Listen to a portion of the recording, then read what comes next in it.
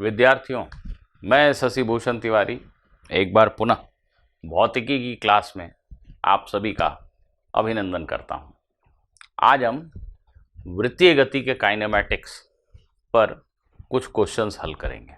ठीक है, पिछली क्लास में हमने वृत्तीय गति सर्कुलर मोशन के काइनेमैटिक्स के ऊपर कुछ बातें पढ़ी थी, उन पर आधारित और शायद कुछ नई बातें भी हो सकती हैं, देखते हैं आप सोच पाते हैं कि नहीं।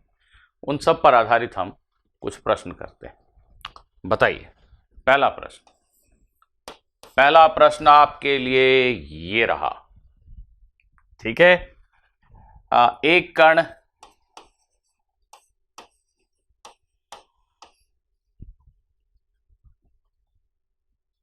पांच रेडियन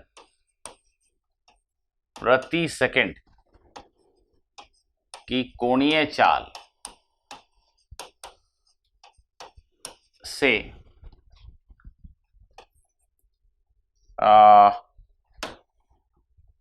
1 मीटर त्रिज्या के एक वृत्त पर गतिशील है।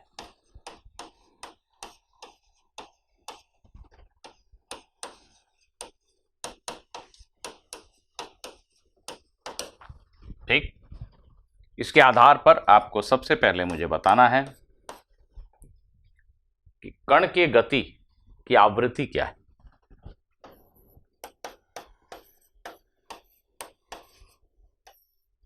कण की गति की आवृत्ति क्या है। दूसरा आपको मुझे बताना है कण की गति का आवर्त काल क्या है।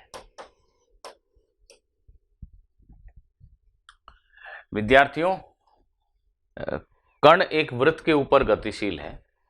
आवृत्ति, जिसको हम अंग्रेजी में फ्रीक्वेंसी कहते हैं, इसका अर्थ होता है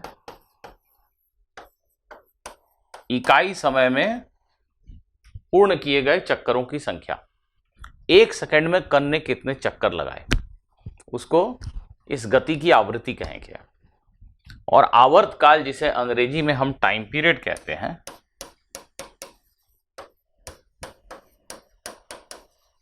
इसका अर्थ होता है कि कण को वृत्ताकार पथ पर एक चक्र पूरा करने में कितने सेकंड का समय लगा। फिर से सुन लीजिए, आवृत्ति का अर्थ है कि कण ने एक सेकंड में कितने चक्र पूरे किए, और आवर्त काल का अर्थ है एक चक्र को पूरा करने में कितना समय लगा। तो इस दिए गए जानकारी के आधार पर आप सभी इस वृत्तीय गति की आवृत्ति और आवर्त काल की गणना करें। वीडियो को इसी वक्त रोक दें और सभी विद्यार्थी इस प्रश्न का हल अवश्य रूप से करके दिखाएं। चलिए, मैं आशा करता हूं कि आप में से अधिकांश लोगों ने इस प्रश्न को निश्चित रूप से हल किया होगा। एक कण की कोणीय चाल, जिसे हम ओमेगा से सूचित करते हैं, वो 5 रेडियन प्रति सेकंड है। ठीक है भाई, हमारा यह कण एक वृत्ताकार पथ पर गतिशील है। उसकी कोणीय चाल 5 रेडियन प्रति सेकंड है, अर्थात वो एक सेकंड में 5 रेडियन के कोण से घूम जाता है। यह कण इस वृत्ताकार पथ पर गमन करता हुआ एक सेकंड में 5 रेडियन के कोण से घूम जाता है। अब इतना तो सभी जानते हैं कि यदि यह कण 2 पाई रेडियन के कोण से घूमता है तो हम मानेंगे कि एक चक्र पूरा हो गया। 2 पाई रेडियन अर्थात 360 डिग्री। तो 2 पाई रेडियन अगर उसका कोणीय विस्थापन हो गया तो हम कहेंगे कि कण ने एक चक्र पूरा कर लिया। तो अभी तक अगर आपने प्रश्न का हल नहीं सोचा है तो क्या अब आप सोचना चाहेंगे तो इसी वक्त वीडियो को फिर से रोक दीजिए। जहां आपको लगे कि अब आप इस ज्ञान आने के बाद, इस ज्ञान के बाद खुद से प्रश्न हल करना चाहेंगे, वहीं पे वीडियो रोक दिया कीजिए। इंतजार मत कीजिए मेरे बोलने का। सबसे महत्वपूर्ण यही है कि आप खुद से क्या प्रयास कर रहे हैं, उसी से आप सीखेंगे।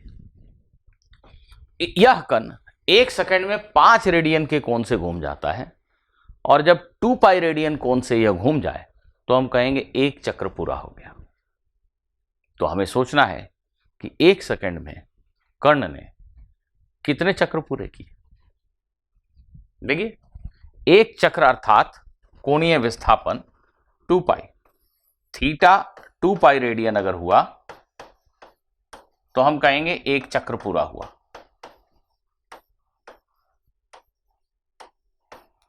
ठीक है।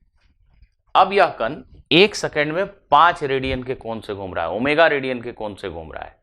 तो आवृत्ति कितनी हुई? आवृत्ति जिसे हम f से सूचित करते हैं, फ्रीक्वेंसी, वह निश्चित रूप से ओमेगा बाई 2 पाई के बराबर हुआ। देखिए, 1 सेकंड में 5 रेडियन तो कण घूम रहा है और 2 पाई रेडियन घूमने को हम कहते हैं कि एक चक्र पूरा हो गया। 5 रेडियन एक थोड़ा अटपटा सा दिखने वाला संख्या है। मान लो यदि दिया होता कि 4 पाई रेडियन प्रति सेकंड इसकी कोणीय चाल है, तो 1 सेकंड में 4 पाई रेडियन से घूम जाता है, मतलब 2 पाई रेडियन एक चक्र, 2 पाई रेडियन एक और 2 चक्र, 4 पाई रेडियन अर्थात 2 चक्र। तो कोणीय चाल ओमेगा 4 पाई रेडियन प्रति सेकंड बटा 2 पाई अर्थात 2, 1 सेकंड में 2 चक्र। बिल्कुल ऐसे ही 2 पाई रेडियन का अर्थ एक चक्र हुआ। 5 रेडियन प्रति सेकंड, 1 सेकंड में हम 5 रेडियन के कोण से घूमते हैं, या उल्टा करके बोले तो 5 रेडियन घूमने में 1 सेकंड का समय लगता है। तो भाई इस 1 सेकंड में कितने चक्र पूरे हुए? 2 पाई रेडियन मतलब एक चक्र, और हम 1 सेकंड में घूमे 5 रेडियन, 5 बटा 2 पाई, इतने ही चक्र पूरे हुए ना।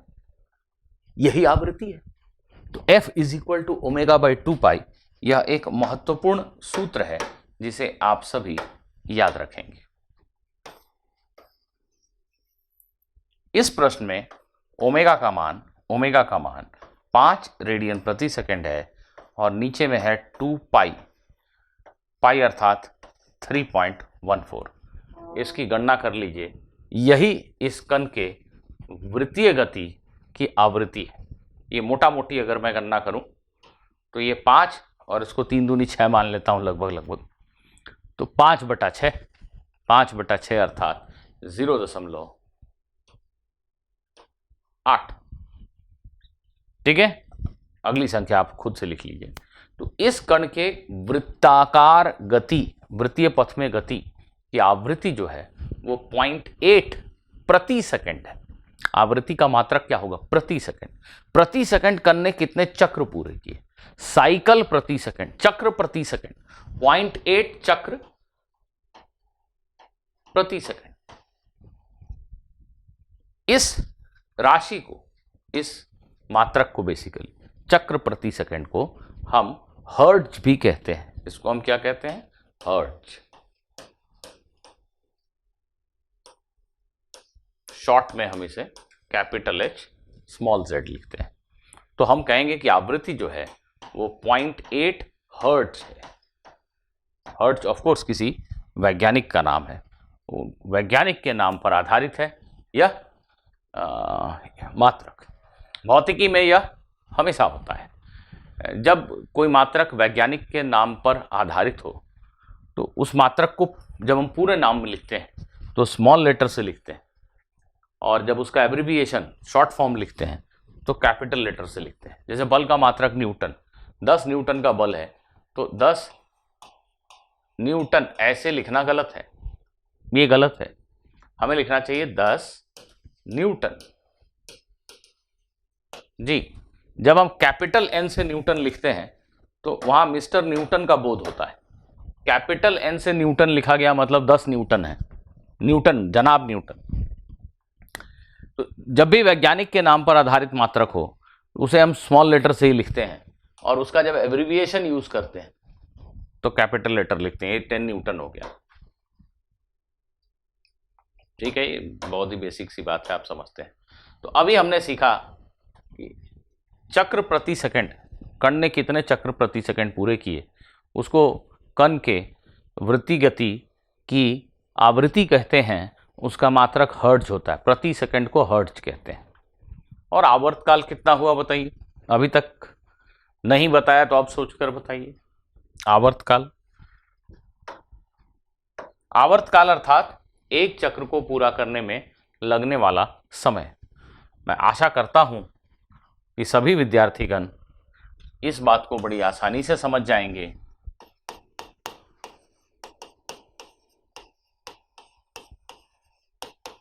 आवर्तकाल जिसे हम कैपिटल टी से सूचित करेंगे, ये 1/f है। जैसे मान लो किसी कण के वृत्तीय गति की आवृत्ति है, एक सरल संख्या ले लेते हैं, 2 चक्र प्रति सेकंड। f का मान है 2 साइकिल्स पर सेकंड, 2 हर्ट्ज। तो 1 सेकंड में वो 2 बार पूरी तरह वृत्त के ऊपर घूम जाता है। तो उसका आवर्तकाल अर्थात एक चक्र पूरा करने में कितना समय लगा? 0.5, आधा सेकंड। 1 सेकंड में 2 चक्र, ठीक से सुनो, तो 1 चक्र में आधा सेकंड, 1/2। यही तो है आवर्तकाल। क्या है? 1/, आवृत्ति। आवर्तकाल का मात्रक क्या होगा? सेकंड। तो अभी वर्तमान प्रश्न में ये सूत्र इंपॉर्टेंट है, याद करना है। वर्तमान प्रश्न में आवर्तकाल का मान 1/, आवृत्ति अर्थात 1/10.8, मोटा मोटी 10/8 मतलब 5/4 अर्थात 1.25 सेकेंड। 1.2 ही लिखिए, क्योंकि हमने ये भी तो बहुत ही रफ कैलकुलेशन किया था, अंदाज से ही लिखा था। तो ठीक है, 1.2 सेकेंड अर्थात यह कण 1.2 सेकेंड में एक बार वृत्त के ऊपर गति पूर्ण कर लेता है और उसकी आवृत्ति 1/, आवर्तकाल के बराबर होती है। तो कुल मिलाकर अंततः यदि हम यह याद रखें तो बड़ी अच्छी बात होगी। ओमेगा 2πf को कहते हैं या 2π/t को कहते हैं? देखिए यहाँ ये लिखा है ना, omega is equal to 2π into F, और f को लिख सकते हैं हम 1/t, f को लिख सकते हैं 1/t। तो कोणीय चाल ओमेगा को हम 2πf या 2π/t लिख सकते हैं, जहाँ f वृत्तीय गति की आवृत्ति है और t वृत्तीय गति का आवर्तकाल है।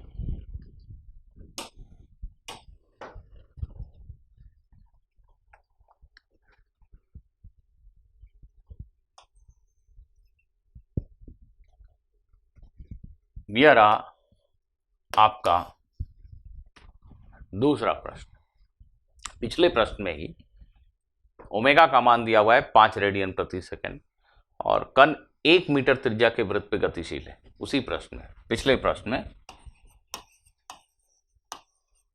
पिछले प्रश्न का ये दूसरा हिस्सा है, ऐसे समझ लीजिए। पिछले प्रश्न में कण की चाल एवं त्वरण का परिमाण बताएं।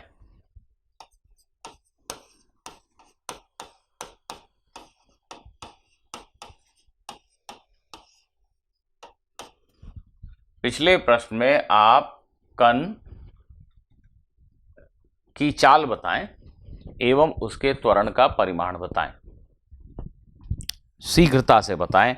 और सभी विद्यार्थियों से पुनः एक बार मेरा अनुरोध है कि सभी इस प्रश्न को अच्छे से ट्राई करें।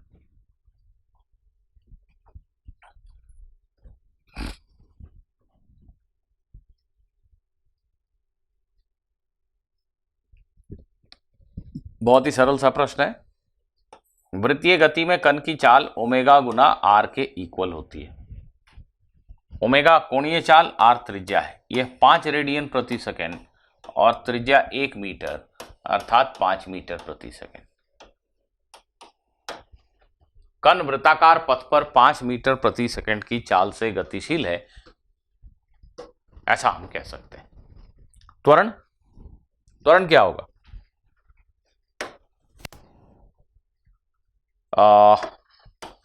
वृत्तीय गति कर रहे कण के त्वरण की दिशा हमेशा वृत्त के केंद्र की तरफ होती है यदि कण नियत चाल से गति कर रहा हो।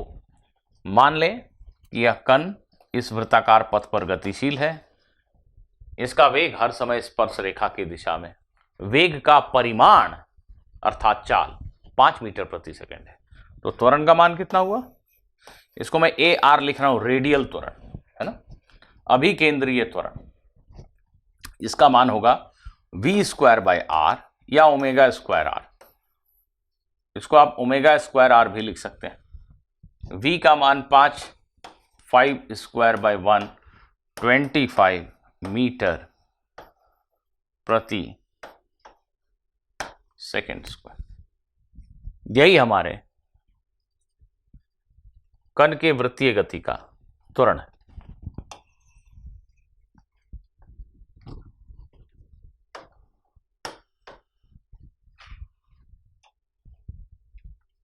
आइए अगला प्रश्न करते हैं।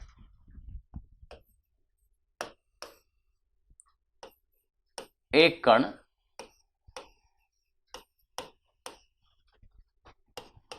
दो मीटर त्रिज्या के वृत्त पर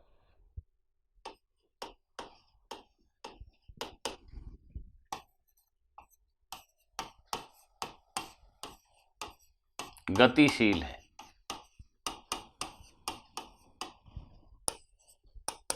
किसी क्षण उसकी चाल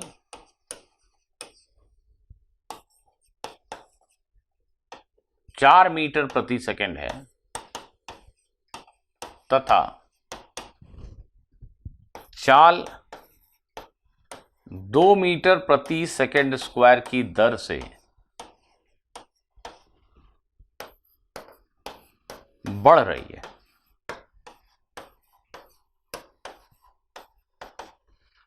कण का त्वरण क्या है बताएं? त्वरण का परिमाण मात्र बता दीजिए आप हमें। कण के त्वरण का परिमाण बताइए। एक कण 2 मीटर त्रिज्या के वृत्त पर गतिशील है। किसी क्षण विशेष पर उसकी चाल 4 मीटर प्रति सेकंड है तथा यह चाल 2 मीटर प्रति सेकंड स्क्वायर की दर से बढ़ रही है। कण का त्वरण क्या होगा बताइए।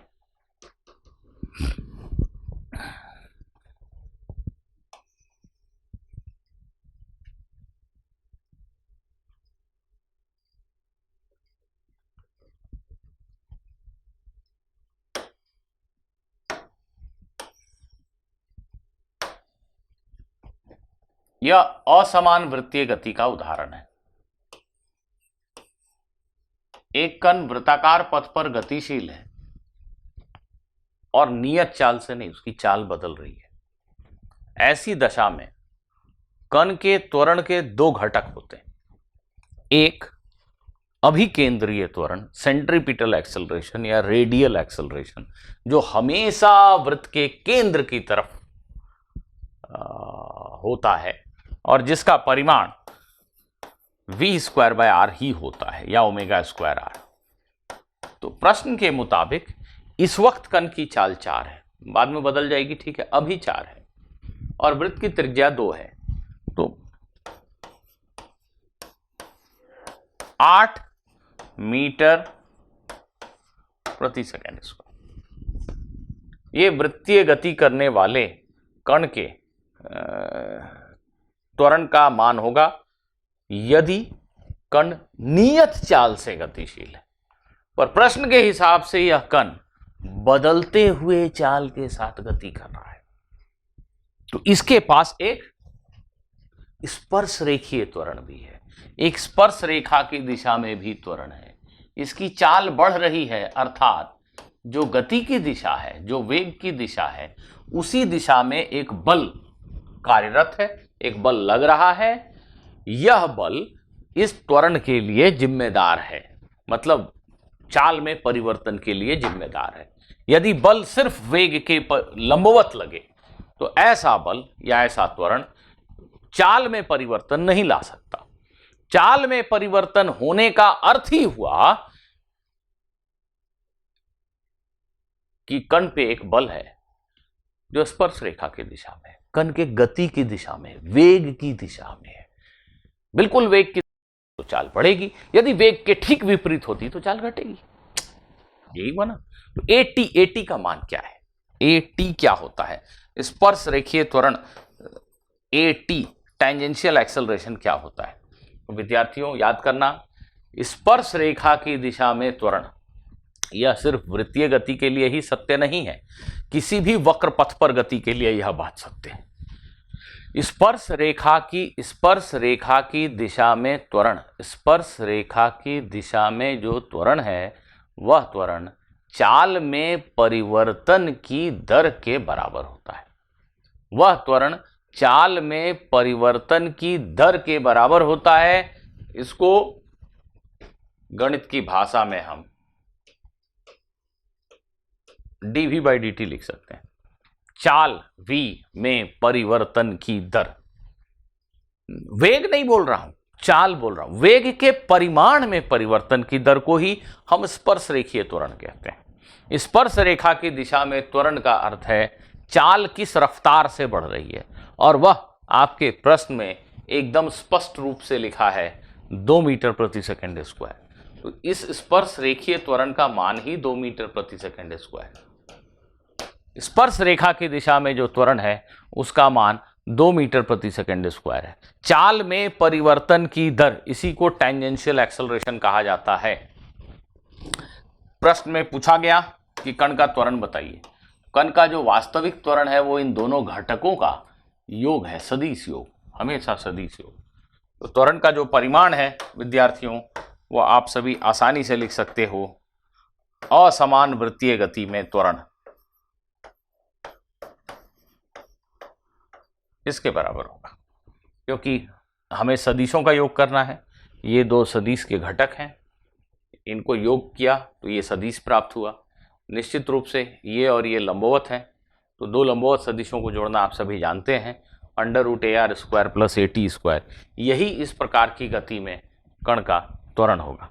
इसका मान हो गया √8² + 2²। ये हो गया √68 मीटर प्रति सेकंड स्क्वायर।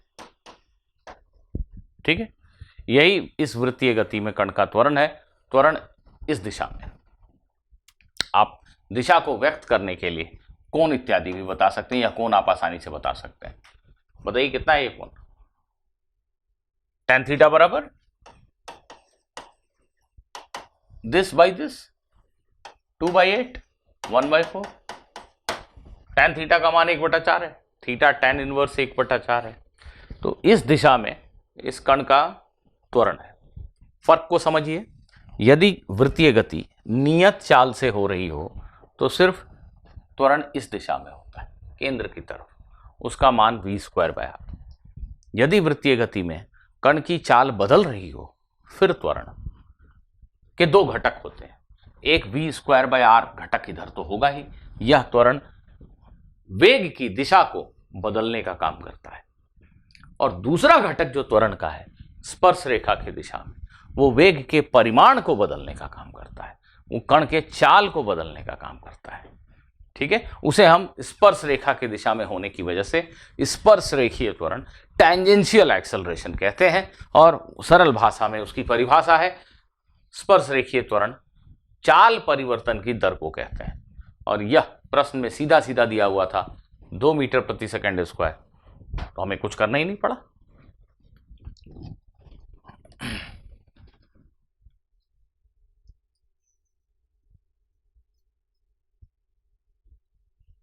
ठीक है,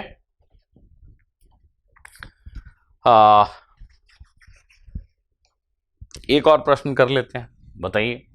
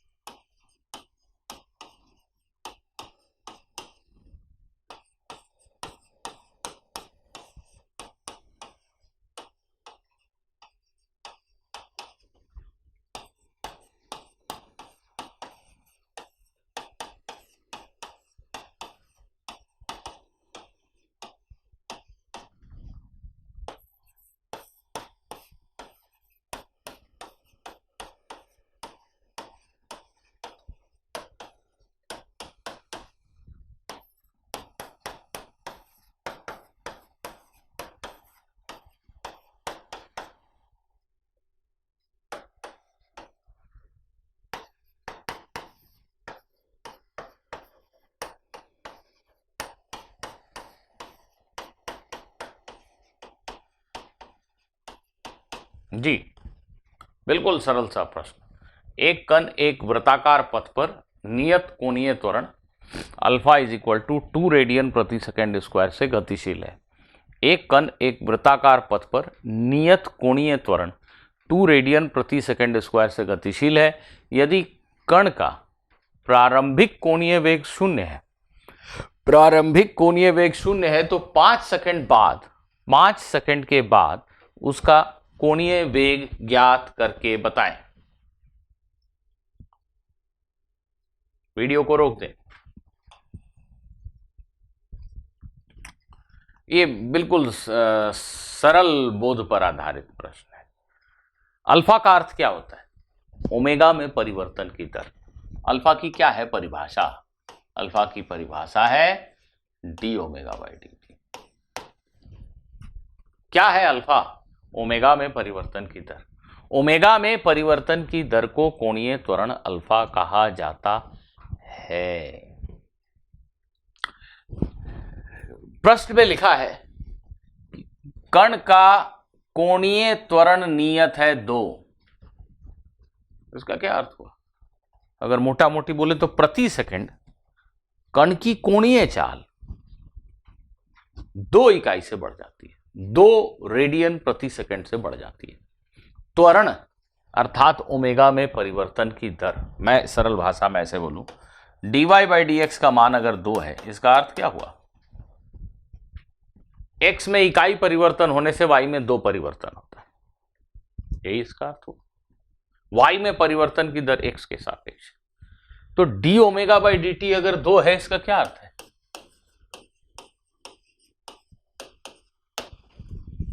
समय में इकाई परिवर्तन होने से ओमेगा में 2 परिवर्तन होता है। कोणीय चाल ओमेगा जो है वो 2 रेडियन बढ़ जाती है 1 सेकंड, 2 रेडियन प्रति सेकंड बढ़ जाती है 1 सेकंड, यही इसका अर्थ हुआ। तो टी सेकंड में किसी भी समय अंतराल टी में ओमेगा का मान कितना बढ़ जाएगा, ये बड़ा सरल है समझना। ओमेगा का मान कितना बढ़ जाएगा टी सेकंड में, हम ऐसे लिख सकते हैं, यदि वृत्तीय गति करने वाले कण का प्रारंभिक कोणीय चाल ओमेगा नॉट हो, यदि ओमेगा नॉट प्रारंभिक कोणीय चाल हो,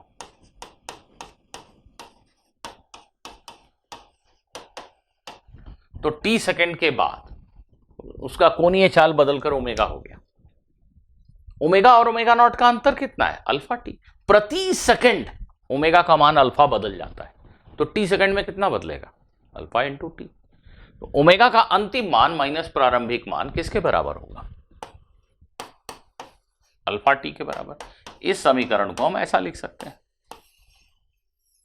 याद रखने के लिए आप इसकी तुलना इस समीकरण से कर सकते हैं। सरल रेखीय गति में यह प्रारंभिक चाल है, कण नियत त्वरण से गतिशील है, तो टी सेकंड के बाद उसकी चाल या वेग इतना होता है। बिल्कुल उसी प्रकार यदि वृत्तीय गति कर रहे कण की प्रारंभिक कोणीय चाल ओमेगा है और कोणीय त्वरण अल्फा है, तो टी सेकंड के उपरांत उसकी कोणीय चाल इस सूत्र से दी जा सकती है। ये अंतिम कोणीय चाल टी सेकंड पे कण का वेग है, ये टी सेकंड पर कोणीय वेग है, ये प्रारंभिक वेग है, ये प्रारंभिक कोणीय वेग है, त्वरण है कोणीय त्वरण। तो इसी के समान यहाँ पे एक सूत्र है, इसका अगर हम प्रयोग करें तो बड़ी आसानी से उत्तर लिख सकते हैं। प्रश्न में कहा गया है प्रारंभिक कोणीय चाल 0, अल्फा का मान 2, 5 सेकंड के बाद बताओ चाल क्या होगा? 10 रेडियन प्रति सेकंड। विद्यार्थियों, यहीं पर मैं ये भी नोट में लिख देता हूं कि बिना डेरिवेशन के लिख दे रहा हूं कि सरल रेखीय गति के समान ही यहां पे नियत त्वरण से गति होने पर, नियत कोणीय त्वरण से वृत्तीय गति होने पर 3 समीकरण इस प्रकार लिखे जा सकते हैं।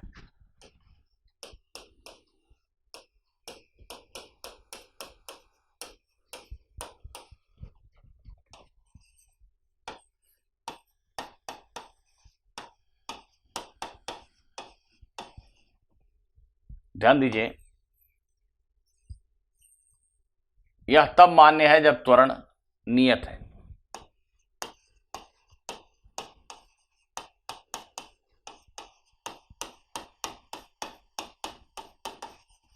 यदि नियत कोणीय त्वरण से गति हो रही है तो ये 3 समीकरण आप याद रख सकते हैं। अर्थ क्या हुआ बता रहा हूं। यदि प्रारंभिक कोणीय चाल ओमेगा नॉट है तो टी सेकंड के पश्चात कोणीय चाल ओमेगा इस सूत्र से प्राप्त होगी। यदि प्रारंभिक कोणीय चाल ओमेगा नॉट है और कोणीय त्वरण अल्फा है तो टी सेकंड में कण का कोणीय विस्थापन कितना हुआ वो इस सूत्र से आप प्राप्त करेंगे। जैसे x equal to u t plus half a t square से आपको मिलता है कण का विस्थापन टी सेकंड में, वैसे ही यहां पर थीटा कण का कोणीय विस्थापन है। कितने कोण से कण घूम गया, कितने कोण से वो घूम गया वृत्त के ऊपर, ये उसका मान है। ये इस सूत्र से प्राप्त होता है। और ये ऑब्वियस है, यदि कण का प्रारंभिक कोणीय चाल ओमेगा नॉट, कोणीय त्वरण अल्फा है और कण थीटा कोण से घूम चुका है तो अब उसकी नई कोणीय चाल इस सूत्र से प्राप्त होगी। जैसे v square is equal to u square plus 2ax सूत्र से हमें ज्ञात होता है कि जब कण का विस्थापन x हो चुका है तो उसकी चाल u से बदलकर कितनी हो गई, v क्या है। बिल्कुल उसी तरह ओमेगा नॉट कोणीय चाल से बदलकर कोणीय चाल ओमेगा हो गई जब कण का कोणीय विस्थापन थीटा हुआ। यह सूत्र तभी मान्य है जब कण नियत कोणीय त्वरण से गति कर रहा हो। एक और प्रश्न जल्दी से बता देंगे। जैसे आपका पंखा है, पंखा प्रारंभ में विराम में है, आपने स्विच ऑन किया तो वो धीरे धीरे रफ्तार पकड़ता है। मोटर जो काम कर रहा है उसकी वजह से उसमें एक कोणीय त्वरण है, उसकी प्रारंभिक कोणीय चाल 0 है पर धीरे धीरे उसकी रफ्तार बढ़ने लगी। 2 रेडियन प्रति सेकंड, 5 रेडियन प्रति सेकंड, 8 रेडियन प्रति सेकंड, 10 रेडियन प्रति सेकंड और अभी 20 रेडियन प्रति सेकंड। उसके बाद नियत है कि नहीं। तो जब आप स्विच ऑन करते हैं तो पंखे की गति को अगर ध्यान से देखें तो उसमें एक कोणीय त्वरण है और पंखा फुल स्पीड में चल रहा है। आपने स्विच ऑफ कर दिया तो वो धीमा होने लगता है, अर्थात कोणीय मंदन है, अल्फा ऋणात्मक है, वो गति के विपरीत है कोणीय त्वरण। धीमा होने लगा पंखा और अंततः रुक गया। एक बिल्कुल सरल से प्रश्न का उत्तर दीजिएगा। एक कण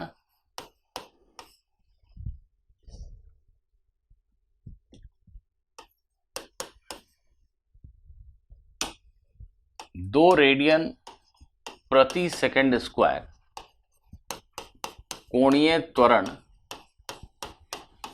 से गति प्रारंभ करता है। ठीक है। वृत्ताकार पथ की त्रिज्या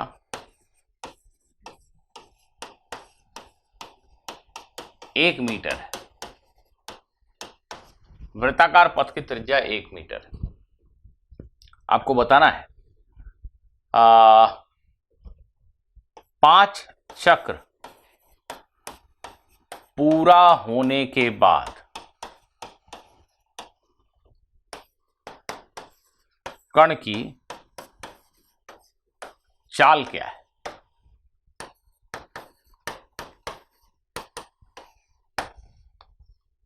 पांच साइकिल पूरा होने के बाद कण वृत्त के ऊपर 5 बार पूरी तरह घूम गया, इसके पश्चात उसकी चाल क्या है बताइए।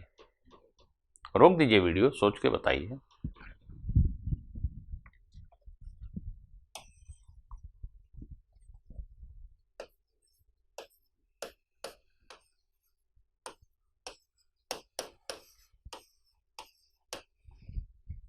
वृत्त के ऊपर घूमता हुआ कण जब 5 चक्र पूरा कर लेता है उसके उपरांत उसकी कोणीय चाल लिखने के लिए इस सूत्र का प्रयोग कर लेते हैं, क्योंकि त्वरण कोणीय त्वरण नियत है। कण गति प्रारंभ करता है, अर्थात कोणीय चाल प्रश्न की भाषा से लगता है कि 0 थी प्रारंभ में। उसके बाद कण के पास एक कोणीय त्वरण है 2 रेडियन प्रति सेकंड स्क्वायर। ये 2 अल्फा का मान 2 और थीटा क्या लिखूं, एक चक्र मतलब 2 पाई रेडियन। 5 चक्र पूरा कर लिया उसने, तो कोणीय विस्थापन कितना हुआ? 2 पाई इंटू 5 अर्थात 10 पाई रेडियन। कण जो है वो इस वृत्त के ऊपर एक बार घूमा तो 2 पाई रेडियन से घूम गया, एक और बार घूमा तो 4 पाई, एक और बार 6 पाई, 8 पाई और ये 10 पाई। 10 पाई रेडियन के कोण से घूम गया, उस थीटा का मान 10 पाई है।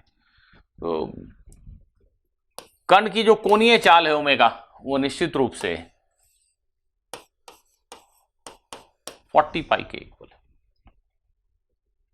पाई का मान मोटा मोटी इसको ऐसा लिख लेते हैं, 2 और 4 का वर्गमूल 2, 10 गुना पाई, तो 31.4। ठीक है, तो 31.4 लगभग 2.5 के आसपास होगा, कुछ होगा ना? 2.5 होगा, नहीं sorry, I am very sorry, 5.5 के आसपास। 5 का वर्ग 25, 6 का वर्ग 36, उसके बीच में कहीं 5.5 के आसपास मान लेते हैं भाई, मान लो यार, नहीं तो कैलकुलेट करो। 11 रेडियन प्रति सेकेंड, मोटा मोटी ये 5.5 मान लिया, गुना 2, 11 रेडियन प्रति सेकेंड। प्रश्न में पूछा गया कण की चाल बताओ, ओमेगा नहीं, चाल बताओ। ठीक है ना, अभी कण की चाल ओमेगा इंटू आर होगी। ओमेगा 11 है, त्रिज्या 1 मीटर है, ओहो लगभग 11 मीटर प्रति सेकंड, यही कण की चाल है। प्रश्न में पूछा गया कण की चाल बताओ, कोणीय चाल नहीं, चाल बताओ। तो चाल बताने के लिए v is equal to omega r सूत्र का प्रयोग करना पड़ेगा। सामान्य तौर पर यह देखा गया है कि इस तरह के बहुत प्रश्न आपसे सीधे परीक्षा में नहीं पूछे जाते, लेकिन इनका उपयोग अन्य प्रश्नों में यहाँ वहाँ जहाँ तहाँ होता रहता है।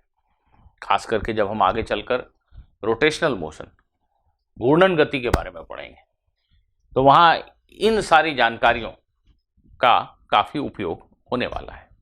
तो ये किसी प्रश्न का हिस्सा हो सकता है ना, एक इंडिपेंडेंट क्वेश्चन इस पे आ गया, आ भी सकता है, सामान्यतः नहीं आता पर आ भी सकता है, और इसका उपयोग कई अन्य जगहों पे हमें काफ़ी देखने को मिलेगा।